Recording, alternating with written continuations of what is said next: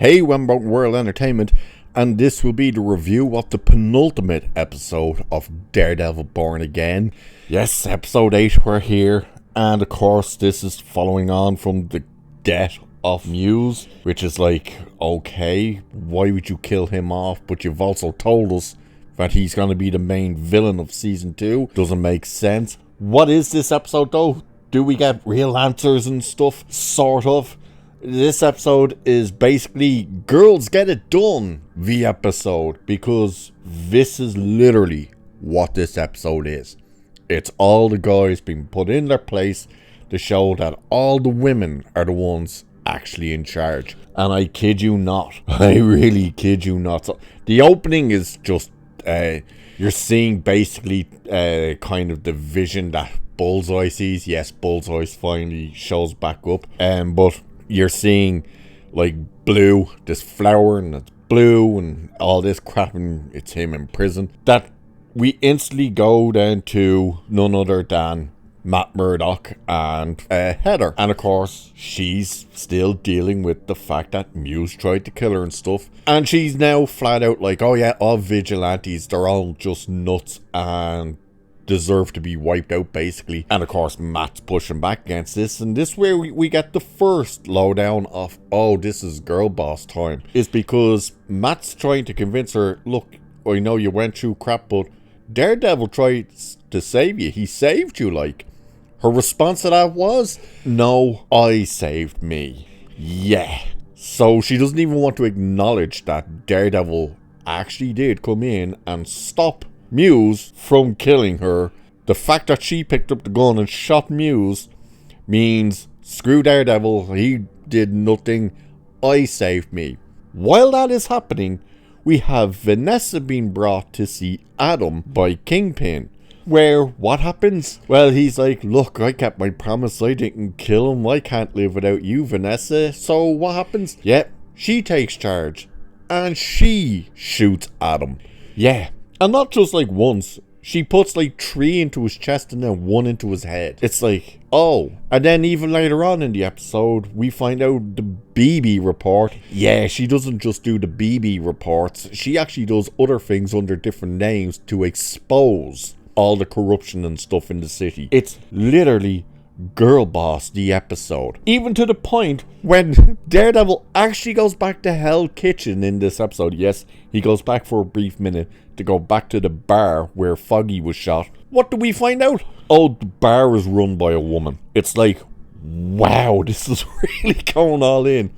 So what is this episode? Well, it's basically Karen and Heather and Matt are having big arguments. Vanessa and Fisk are rekindling their whole love affair, whatever. You know, to the point he's even telling her she did a better job when he was away. Yet, because of course they did. And the, what's his name again? I can't never think of his name. I always call him the gay guy. Because he seems like he's gay. The communications dude. The guy who goes to BB for the mayor, he gets promoted because he pressured BB into saying the task force took down Muse.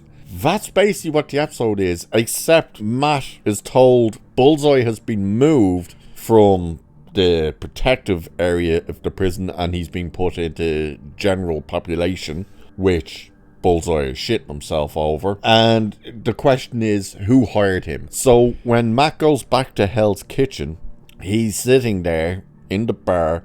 Cherry followed him. He's like, how did you find me? Blah, blah, blah. But your woman comes out and goes, hey, now that we're all here, we can finish off what didn't get finished before. And he's like, what are you talking about? And she says like, oh, Foggy never finished his drink before you went outside. And she pours this drink. I can't remember what the drink is called now. It's some sort of whiskey. It's meant to be an Irish whiskey or something, I think. And Matt's like, no, he wouldn't have ordered that. And she's like, yeah, this is exactly. He's like, no, you've been mistaken. And she's like, no, this is. Now, I think it's stuff he only drinks when he wins a case. Which Matt goes, hang on, that means he knew he was going to win the case. So he was taken out to stop that happening. He, of course, thinks it's Kingpin. Guess what? No. We all know that it can't be Kingpin because Kingpin wasn't around, was he? Yeah, you've probably already guessed it. Yeah, we find out. No, Kingpin didn't set up the assassination of Foggy. Vanessa did. So, what happens? Well, Bullseye wants to see Matt. So Matt actually begrudgingly goes to see him. And it's because of Matt that Bullseye is able to escape, which we'll get back to. Before he goes to see Bullseye, or Poindexter if you want, at the beginning when he's having the argument with Heather, there's a knock at the door. He's like, who could that be? And he opens it, and it's the English dude that works for Fisk. I think his name is Cash. And he's like, how the hell do you know that she lives here with me? And she gets invited to this ball, this big ball for the mayor. And obviously Matt's trying to, without saying I'm Daredevil, he's trying to convince her you can't go to that, blah blah blah. And she's like, yeah, well, and she's like, well, yeah, I am going, and blah blah blah. And she wants Matt to be there. When he's at the prison, he snaps on Poindexter and smashes his head like 3 times into the table, then calls in the guard and says, hey look, he starts smashing his head into it. This inadvertently manages to help Bullseye escape. So we get to the ball, right?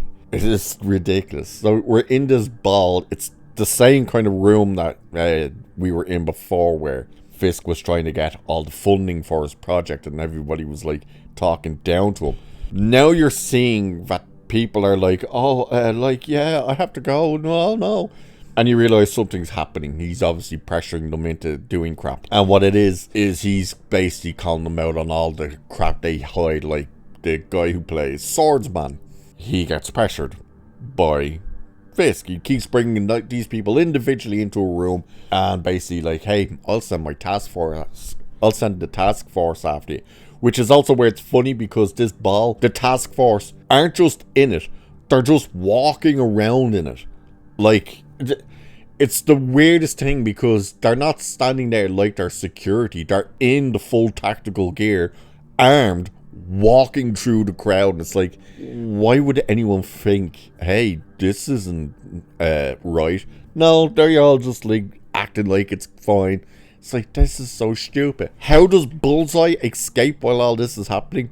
Well, because Matt smashed his head against the desk, he's getting stitches into the top of his head. No, he doesn't use the stitch to escape. While he's sitting there, the cop comes over to cuff him back up. They put him in these like glove things so his hands aren't free. And he looks up.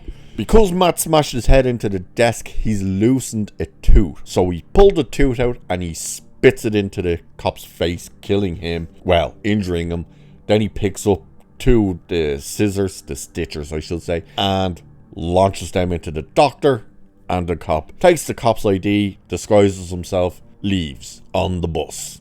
Yeah, that's how he escapes. This is when we find out, well, we see a guy, actually I should say this. We find out there's a guy standing there in the party taking photos, and Fisk sees him, goes, how could you not? The dude's setting off flashes, and they're like, Fisk goes to the task force, get him, you know. They run off, grab him. The commissioner is there and sees this happening. He runs in, and it's the main corrupt cop, whatever his name is again, and he's like starting to beat the shit out of the guy, and Matt takes the phone, all the rest, and he's about to stick his hand into a deep fat fryer, and the commissioner comes in. He's like, hey, if you do this, that's assault. And he's like, no, this isn't assault. Sticks the guy's hand into the thing and then goes, that's assault. And the commissioner kind of pulls him up on it. He goes, you don't have shit on here because we don't work for you. You have no say. And the commissioner realizes he's out of his depth now. These guys are unhinged and they've been let loose. That is when he's about to leave, and we find out that BB is actually there working, trying to get information. She's talking with the commission. He says, I got files on all these corrupt guys that are this task force and blah blah blah. So she's obviously going to try and get all the information and expose the task force, which clearly doesn't work because we know they're a big part of season 2 thanks to the supposedly leaked photos, which we know Marvel leaked them because they need interest, because nobody's actually watching this. Bullseye shows up to the party, Still dresses as the cop, by the way. And this is when Matt realizes that, oh, Fisk didn't order the hit on Foggy. Vanessa did. So he bumps into them while they're dancing, and he takes Vanessa and is like, oh, do you mind if I cut in? This is when he's saying this to her, and she's like, hey, maybe your girlfriend would like to know you're Daredevil, all this blah bullshit. And you can hear Bullseye setting up the gun. What happens? How does the episode end? Matt takes a bullet for Fisk. That's right, the guy he despises and would love to have out of the way. He literally jumps and takes a bullet to save Kingpin. Oh, by the way, the one thing I forgot to mention, Kingpin's actually back in the white suit, the white tuxedo. He's in that in this episode. Well, when he goes rise at the ball, he's in that suit. Actually, that's another thing. This is the first episode out of 8 that we've had so far that he doesn't eat in. Yeah, imagine that. We actually don't see him eat in this episode. Crazy. But that's how the episode ends. So it was literally, we have Heather saying how easy it is to kill people, and that's why vigilantes are vigilantes, and Daredevil didn't save her, she saved her. We have Vanessa killing Adam, and then we're finding out, oh, she actually set up the hit on Foggy and hired Bullseye. We have BB Urich actually being there, getting information to bring down Fisk basically and shit, and that she works under different names as well. She doesn't just do the BB report. It's like, good Christ, this is terrible. And it really is terrible. Oh my god. It's a horrible show, and there's only one episode left, and it's literally going nowhere. Like, nowhere. The entire season was building up Muse. They just took him out, just dropped Bullseye back in, and now what the hell is the last episode going to be? Don't know, we'll have to wait and see. Overall, there's the episode. It really was just a dumbass episode. Oh, did I mention the whatever his name is, the one who's friends with the BB report, that he gets promoted to, like, what's he promoted as? Deputy Mayor Communications Officer or something. And the black woman who's works with Fisk, you know, the one that's always kind of telling him, oh, you have to do this, is like completely against it because she thinks he'll be out of his depth. And yeah, she's the only one who's kind of put in our place in this. I don't know why she hasn't been fired or killed off yet. I don't know. But overall, that's the episode. Another dog shit episode for what ultimately is a dog shit series. So with that, I will leave it there for this one. So cheers, and I'll catch you in the next one.